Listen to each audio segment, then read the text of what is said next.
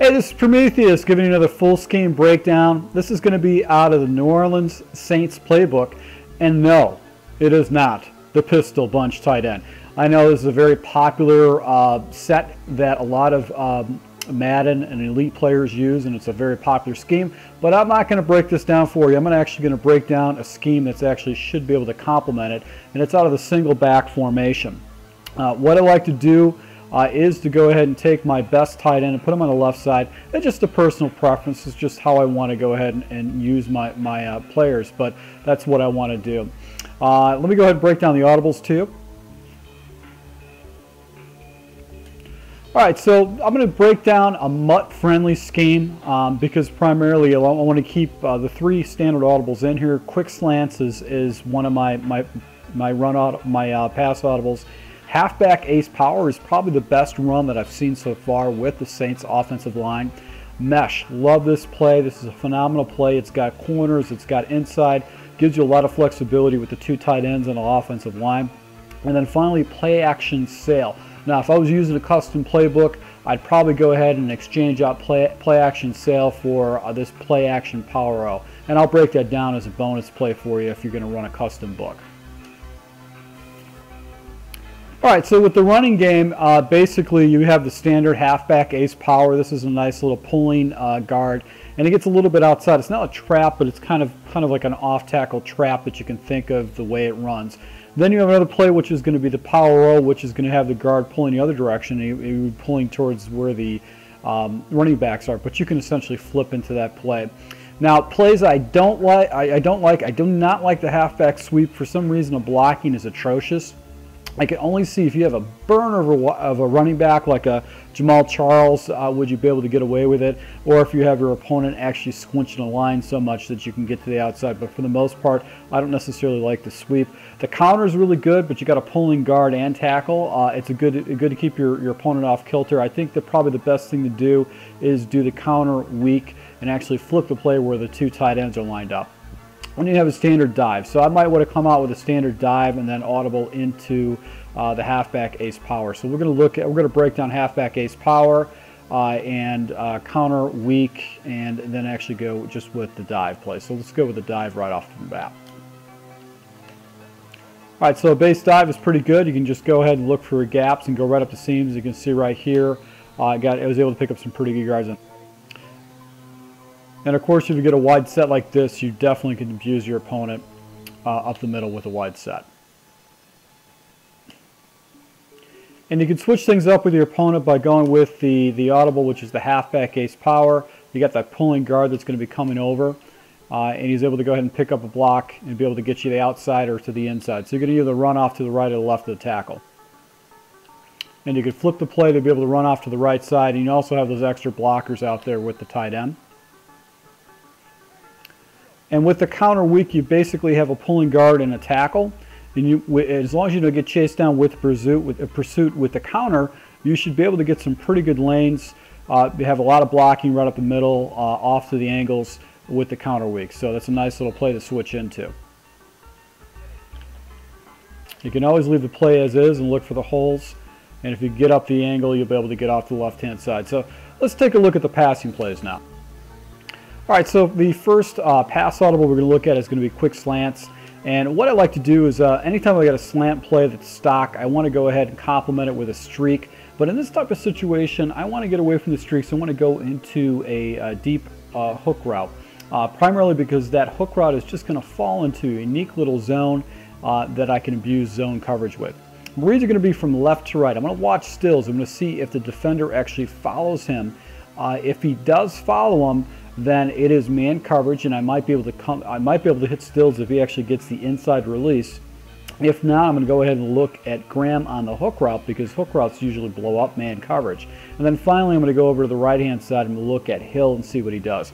Now, that option route, which is a hitch, outside hook route, outside route, that's going to blow up any kind of coverages. So I like that progression is eventually what I can do is I can fall into that read.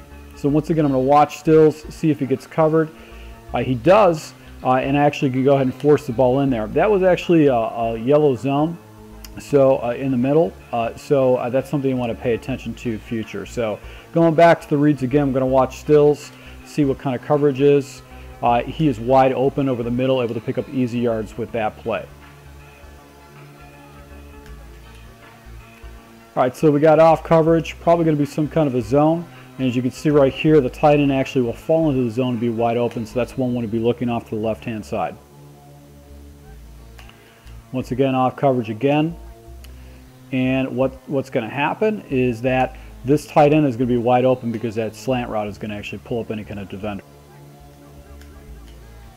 It's a nice little play that's actually going to force your defender actually to go ahead and do coverage underneath, allowing you to open up next play.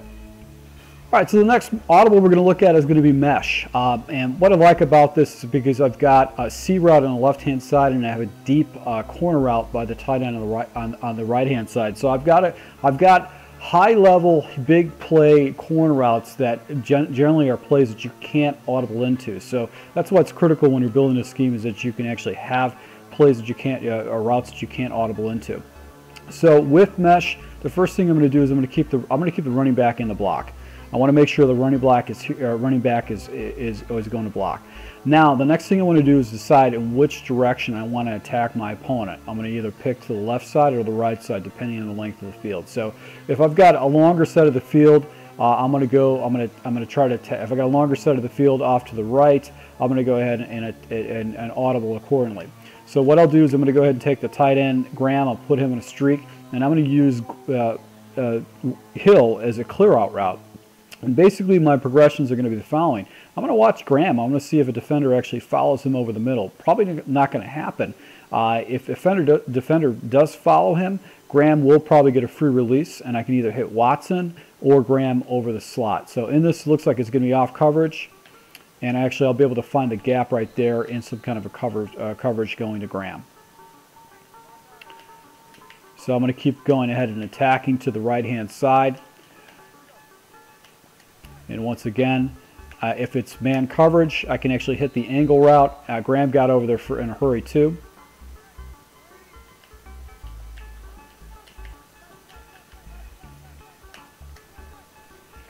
Or I can actually go ahead and hit the seam right there, depending on the coverages, if he goes into cover 2 or something like that.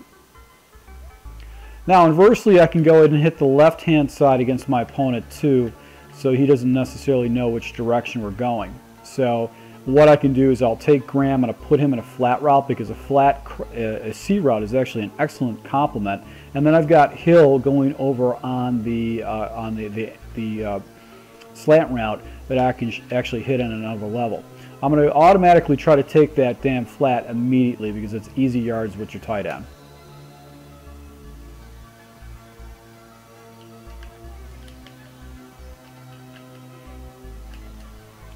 Flat is wide open, but is man coverage, able to go ahead and hit Hill to pick up a good 10 yards right there.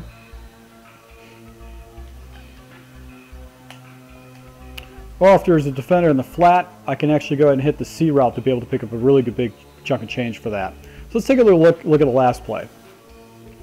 All right, and the final play is for this MUT scheme is going to be the play action sail. Basically, we're going to be attacking the field off the left-hand side. And really what we're going to be doing is we're going to be looking to the flats. Then I'm going to be looking at the deep out route by Graham, and then the fly route up top. That check and release route, hopefully I don't have to get back to it. If my opponent fags me up, then I might get to it. What I can do on this play is I can go ahead and protect slide off to the left-hand side because of all the defenders. And basically I'm going to be looking for the flat or the deep out route. As you can see right there, the deep out route was wide open. And if a flat is open, you're going to go ahead and take it, able to pick up a good 10, 15 yards right there. If I got press coverage, I'll take a shot up top, and hopefully I can go ahead and get it, which it did right there. Hopefully stayed in bounds.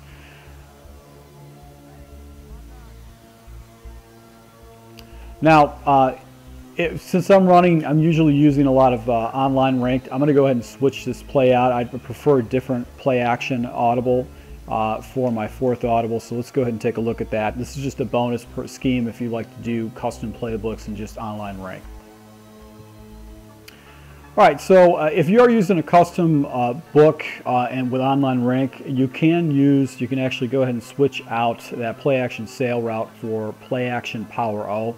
I like this primarily because most quarterbacks are going to be right-handed quarterbacks, and the reads are going to be the following.